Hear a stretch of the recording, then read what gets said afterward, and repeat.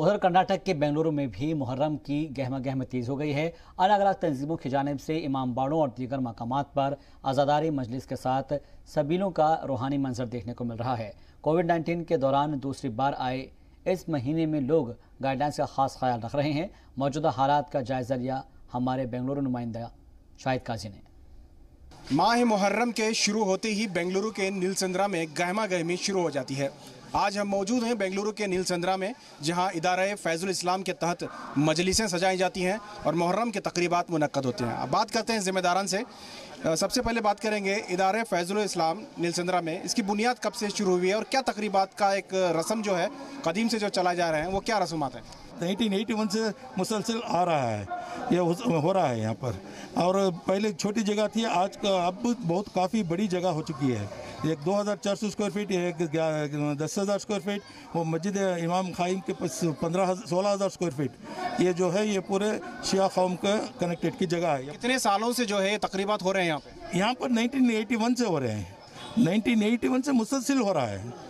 तो आज तक ये इदारे में मजलिसें मुहर्रम के चांद रात से शुरू हुई तो 2 महीने 8 दिन यानी कि रब्बिल अव्वल के 8 तारीख तक मुसलसिल लेडीज़ और जेंट्स की दोनों की भी मजलिसें होती हैं। पेंडेमिक का जो मसला है वो ख़त्म नहीं हुआ है, मुमकिन है कि जुलूस को न मिले, लेकिन इसकी मायूसी लोगों में क्या मायूसी है जुलूस की इजाज़त नहीं मिलेगी तो?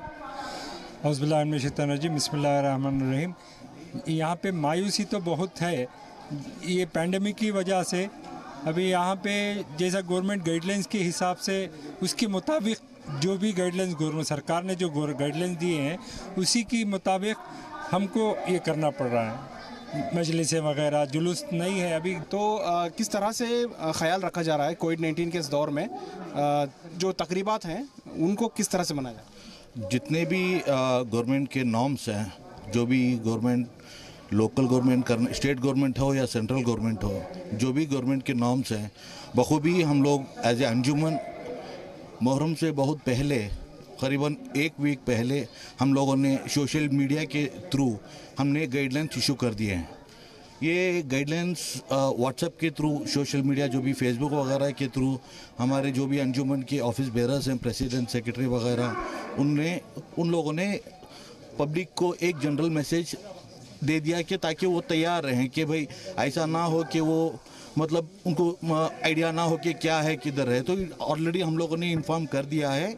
आज यहाँ के नौजवानों का यही कहना है कि कानून के हिसाब से चलना है, साथ ही साथ जो जुलूस के लिए अगर इजाज़त नहीं मिलती है इस मौके पर तो मायूसी ज़रूरी है, लेकिन नाउमीदी नहीं है।